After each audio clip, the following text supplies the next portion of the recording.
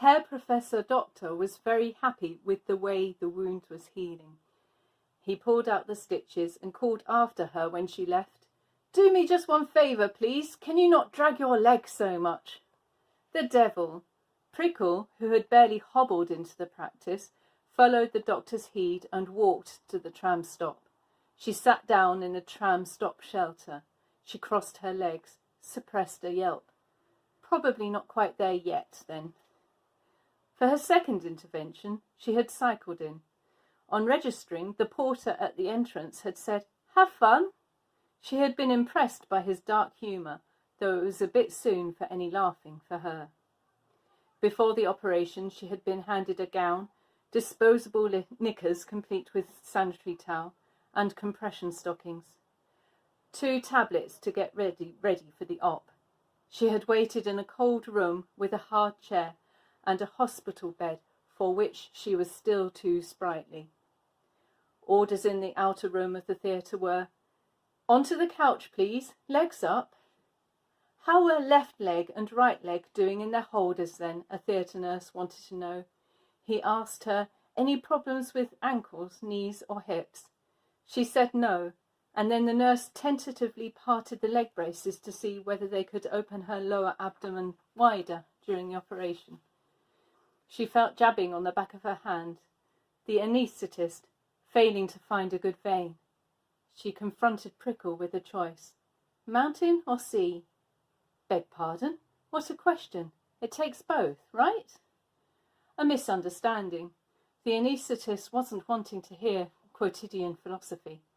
But, to make going under easier for you, would you rather picture a lovely scene by the sea or up in the mountains? So, in her imagination, Prickl stretched her strapped feet into the sand. Hands, secured now too, and head were lying on a meadow just beneath the summit. Waves and alpine violets, or salt water in the eyes and stinging nettles in the knee pits, more like.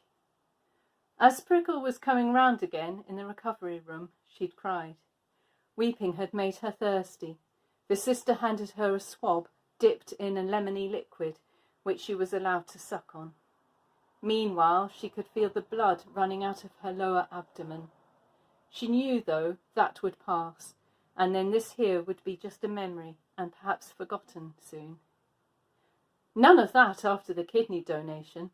No blood, only her belly was curiously numb. She was nauseous, too. The nights before the operation had been torturously long. From afar, sleep had kept on at her. Mountain or sea? Sea or mountain? Get away with your great outdoors. There's always the pub. Sleep had not been satisfied with that riposte. It had cleared off, hurt, leaving Prickl plenty of time for far too much thinking. Suddenly she was convinced Mother wouldn't survive transplant day. Prickl's nocturnal turmoil. Harmonious relations between them were hard to achieve, but she mustn't be allowed to die. The next night, however, brought panic over one kidney not being enough for Mother. She'd immediately snatched the other. She knew it was nonsense, thought she knew the roots of it too. The evening phone call from her father, who had made one more attempt at dissuading her from her undertaking, as he called it. And then, thank goodness, it was over. Through her queasiness in the recovery room, Prickl heard the op had gone smoothly, and soon Mother would be through it as well. What mother? For a brief moment she was mentally in the second intervention. No one here wanted to be a mother. What had she come here for else? Simultaneously a bed was rolled alongside hers, and the Prickl brain returned to the correct time. The woman in the next bed resembled her mother, only sunken, eyes shut tighter than in sleep, mouth slack atop her shoulder. Into the woman's hand dripped the same fluid as into her own vein. Daughter's and mother's heart tones beat in turns on their ECGs.